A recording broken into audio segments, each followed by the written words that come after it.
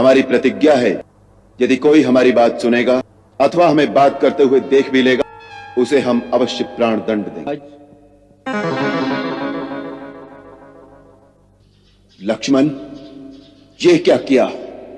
ऐसे परमवीर और सराहनीय राजपुरुष मृत्यु दंड देना कोई साधारण बात नहीं। जय बजरंगबली।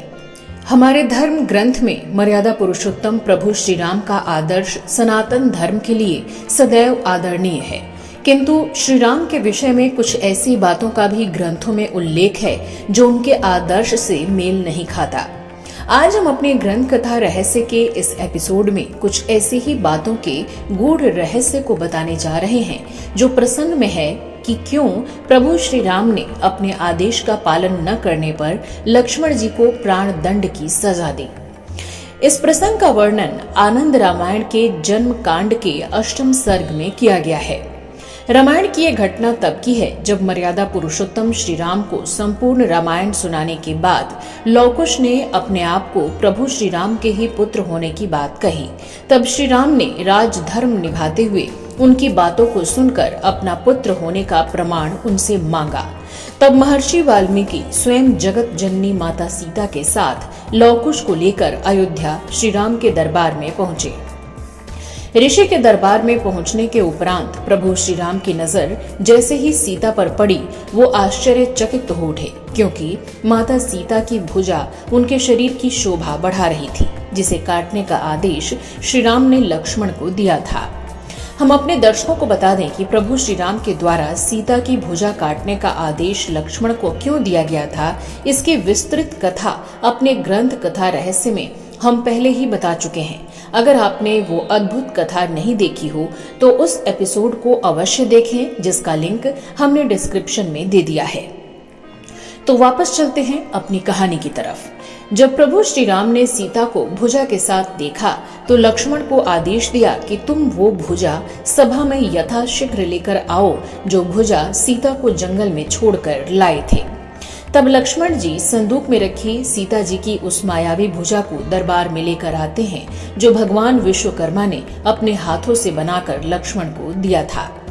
सभा भवन में उपस्थित सभी सभासद उस मायावी सीता की भुजा को देख आश्चर्यचकित रह गए, क्योंकि सीता की उस मायावी भुजा में अभी भी ताजा मांस और रक्त दिख रहे थे। माता सीता भी अपनी इस मायावी भुजा को देख दंग रह गईं, क्योंकि प्रभु श्री राम के भुजा काटने के उस आदेश से सीता जी पूरी तरह से अनभिज्ञ थी। तभी भगवान विश्वकर्मा सभा में प्रकट हुए और प्रभु श्री राम से उन सारी बातों को बताया और लक्ष्मण जी को आत्महत्या करने से रोकने के लिए ब्रह्मा जी के आदेश पर सीता जी की हूबहू कटी भुजा बनाने की बात बताई। तत्पश्चात भगवान विश्वकर्मा जी के साथ ही सीता जी की वो मायावी भुजा भी अदृश्य हो गई। किंतु इससे पहले प्रभु श्री राम के मन में अपने भाई लक्ष्मण के प्रति अपनी आज्ञा के उल्लंघन करने का रोष उत्पन्न हो चुका था, जिसे वो अपने मन में ही दबा रखे थे। कुछ काल पश्चात भगवान राम की ही इच्छा पर काल उन्हें वापस साकेत धाम ले जाने के लिए आए और श्री राम से शर्त रखा कि जो भी हम दोनों को बात करते देखेगा आप उसे मृत्यु दंड देंगे, और श्री राम ने काल को ऐसा करने का वचन दिया। कुछ विकट परिस्थिति के कारण लक्ष्मण ने प्रभु श्री राम से बात करते हुए काल को देख लिया, जिसके कारण प्रभु श्री राम ने लक्ष्मण को आदेश न पालन करने की ही सजा के फलस्वरूप प्राण दंड दे दिया।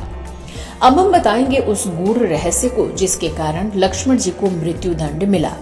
प्रभु श्री राम की इच्छा से ही काल ने ऐसी शर्त रखी और प्रभु श्री राम ने लक्ष्मण को द्वारपाल नियुक्त कर ऐसी परिस्थिति उत्पन्न कर दी ताकि लक्ष्मण काल के साथ बात करते देख लें, ताकि अपने आदेश सीता की भुजा न काटने के दंड को वो दे सकें।